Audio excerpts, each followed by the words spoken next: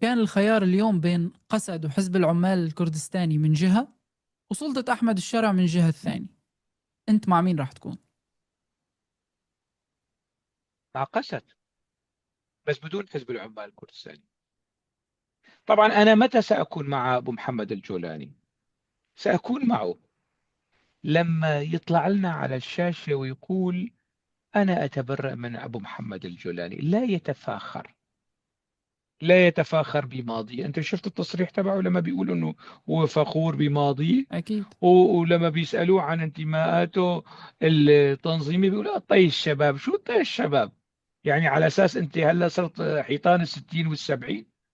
أنا متى ممكن أكون مع أبو محمد الجولاني؟ لما يعتذر للسويدة وأهل السويدة، لأنه المجازر اللي صارت في سلطه. أنا ما بدي يعتذر عن مجازر اللي صارت على زمن النظام السابق. هو لم يكن مسؤولا، لكن المسؤولية السياسية والعسكرية والقانونية والأخلاقية عن مجازر السويداء، عن مجازر الساحل، يتحملها أبو محمد الجولاني كاملة. تمام. خلينا ننتقل شوية على الساحل وأحداث الساحل.